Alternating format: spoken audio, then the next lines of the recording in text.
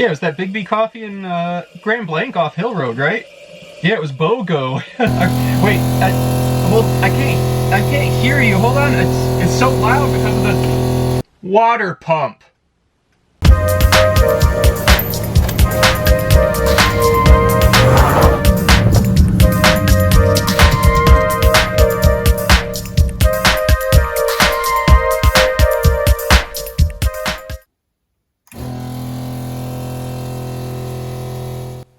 Ah, yes, the gentle sounds of the Shurflo 2088 series water pumps.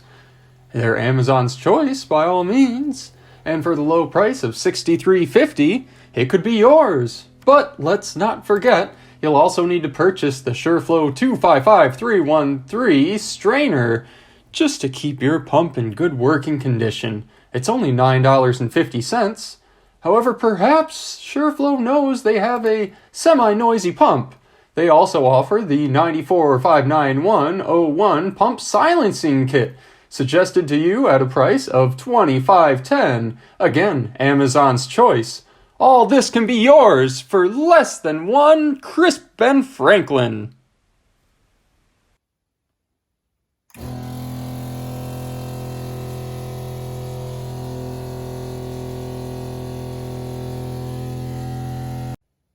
What you just bore witness to is this Shurflo 2088 water pump.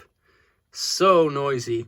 Now, I did do the recommended silencing of the pump with 2 flexible hoses on both the inlet and the outlet, but it's still so noisy. I'm going to get rid of this flexible inlet here. It's like a braided high pressure line.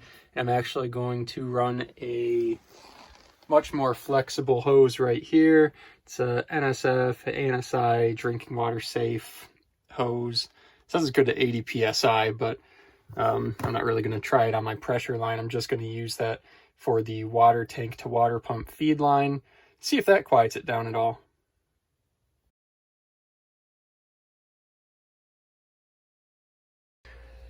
Okay, so there's my water feed line from the water tank, which is under the bed.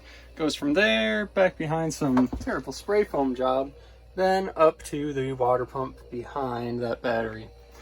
I just had PEX on hand when I installed this thing, so I figured why not. The thing is that I believe it to be reverberating the water pump here, all the vibrations through there. I think that it's getting sent through this hard plastic line possibly, then reverberating through the water tank. Honestly, I don't think that this is going to make a huge difference. It might flow a little better because the inside diameter of this line right here is actually pretty small, so maybe it'll flow a little better, maybe it'll quiet it down. I'll get to this. I'm going to grab a lot of rags because I feel like I'm going to lose a bit of water. I'm going to have to be pretty quick with the cut and splice here. Give it my best.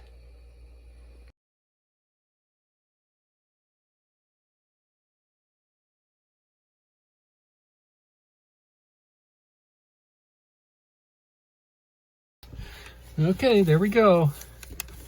Got a bit wet, but you know what? I'm in the California desert and the humidity's like 10%, so I feel like this will dry out pretty quick anywhere that the water did get. I'll leave my towel down here because I know once I disconnect the other end of this from the water pump, all the water inside this line is going to lose its vacuum and it's just going to flow out down here.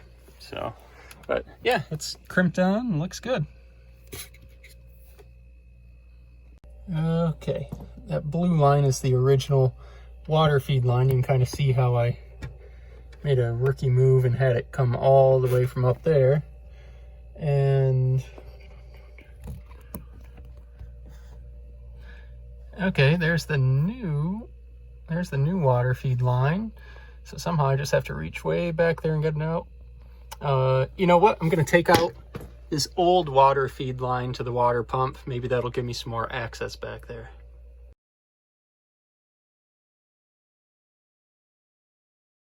Oh my gosh, do you see this? Apparently it tried to, well, I've been using this water tank for like almost 2 years now. Oh my gosh, I guess there was a bit of plastic going on floating around in the water tank. I can't believe that. Oh my gosh. Oh, that's terrible. Anyway, let's finish getting this thing out.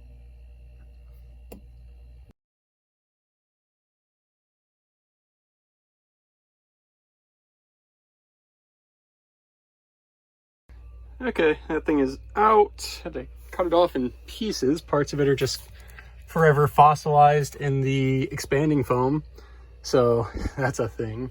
Anyway, let me try to pull this the whole way through and reconnect it up here. Okay, there we go. I just had to drill a second hole kind of above that one so I could at least angle it upwards while I was pushing it in. So it looks good. I'll crimp on this little barb right there. That way I can thread it onto this water pump. We'll take some more decibel readings, see if it's any quieter. Don't get your hopes up.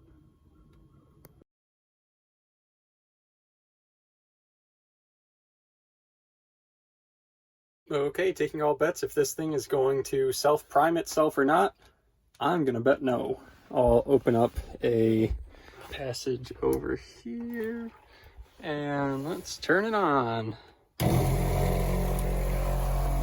Oh, maybe, possibly, probably.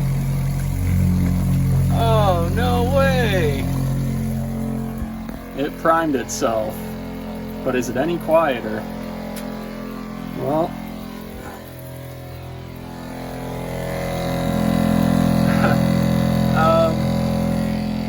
I don't think it's any quieter.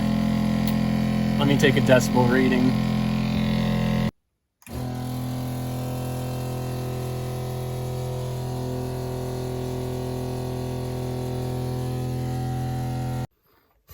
So, no quieter at all. Bright side, it does fill up much faster. It doesn't have this entire gob of plastic that it has to flow through. Also, look at the internal diameter of this hose. It's so small compared to this full 1/2-inch IED clear plastic line. So, well, to be honest, I figured that it wouldn't help. So I went out and got a new water pump. Let's try that out. Enter the Seaflo 33 series, which is surely a knockoff of Shurflo. But the reason I chose this one is I already had it used in another one of my van builds. And it was so quiet, I was so impressed. Deep down, I guess I knew eventually I would end up replacing mine with this. I saw an Amazon warehouse deal pop up for it. It was almost $20 or $30 off the regular price. Used like new condition, original box. And yeah, it's never been used. I checked it out, it looks good. Wiggle it out of there. And I just remember on the other van build that I did, it was so quiet, incredibly quiet. I think in part with this mounting base being all soft rubber compared to the Shurflo only gives you some little rubber grommets to put underneath each screw. And I'm not sure what else the difference is. I mean, here's the specs on it. 3 gallons per minute, plenty for anything I'd be doing. And 45 PSI. I think that's pretty much right what this one is. 45 PSI. Max flow 3.5 gallons per minute. Apparently this flows a 1/2 gallon more. And yeah, I don't know. Let's just see how it works. Looks a little bit bigger. Let me take this one out of here. We'll do a side-by-side comparison.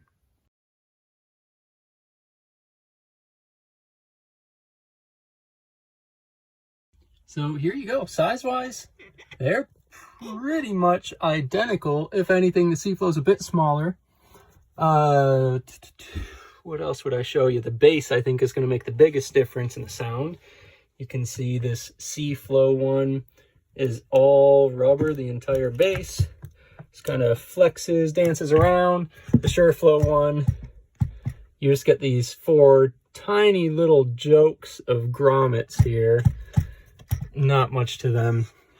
Looks like the design is the same. Looks like a I mean, just looking at it, 3 diaphragm, I'd say it has the 3 little domes on top. Yeah, I don't know what else to say. Looks like this one, it's a little more clear on how to increase and decrease the pressure on the Shurflo. This one, if you look around, you can find that it's the same thing with this Allen screw on top if you want to increase or decrease the pressure. 45 psi works fine for what we're doing in the van here. Flows the same way. In through that side, out through that side, in through that side, out through that side. Looks like maybe a little bigger footprint on the top. Right here, the diaphragms look a bit larger than they are on the Shurflo.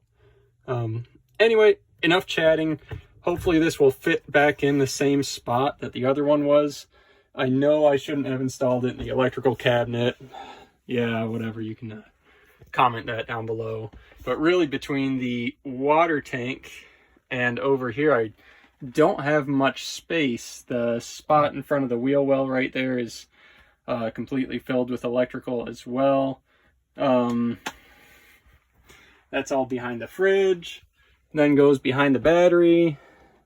I think I've tried and it won't fit back there. As far as putting it right there, I'd have to reconfigure the drawer, which is already kind of funky, as you can see. So it's probably going to go back in its same spot. Anyway, another thing worth mentioning with this Seaflo, it comes with a strainer, a mesh strainer, and the 2 fittings. Where on the Shurflo, you're paying separate for those. So there's the Seaflo included strainer. Here's the Shurflo strainer. Let's do a little side by side with these. I mean, I'd venture to say they come out of the same factory, and yeah, Shurflo pays a little extra to have their name on the side. But yeah, look at everything else. Yep, these are identical. So, Seaflo, let's give you a shot and see what you do.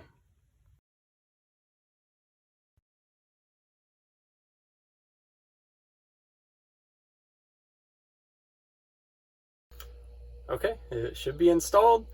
Let's test it out. The fridge is running right now. I'll turn it off before I do an actual decibel testing, but let's take some bets on whether or not this Seaflo pump is going to self-prime.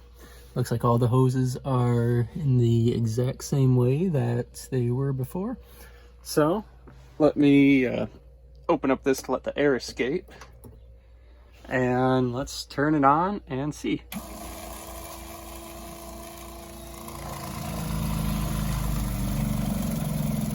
That's primed. Oh, you know what? I feel a snag right down there in the fill line. Looks like it's kinked. Hold tight. And you know what else I see? Look at this little guy floating down here. Focus. Zoom in. What are you doing down there? Oh my gosh. I swore I got all these plastic pieces out. I guess it just goes to show you never get all the plastic out of the water tank. Okay, let me get that out of there and reconfigure it. Hold on.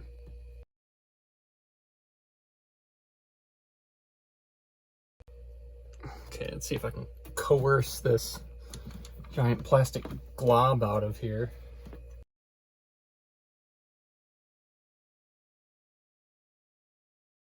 Okay, I think that's all of it. Oh my gosh. All right, let's hook it back up.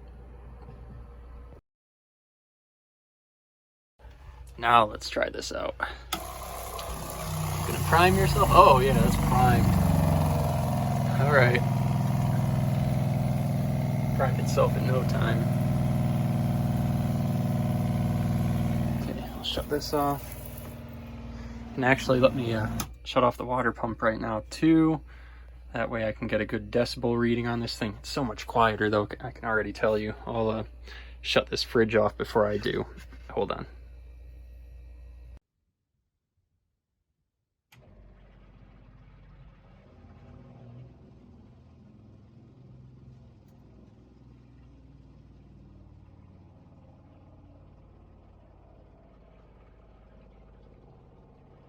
Well, talk about a big decibel difference. This thing is much quieter, and it seems like the sound is actually much lower frequency than the other one. The other one sounded like a high-pitched screaming banshee.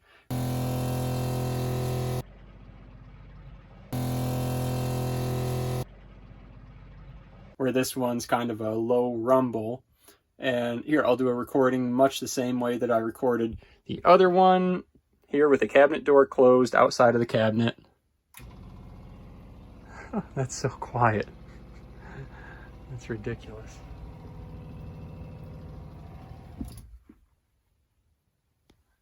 Incredible. And it fills up that accumulator so much faster than the other one did. But I'm sure that's a lot in part to the restrictions in the intake tubing itself.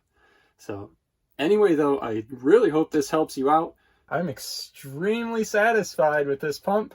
And let me run the numbers. Let's see what the price difference is between buying a Shurflo noisy pump like I had, the 2088 series, versus this Seaflo pump.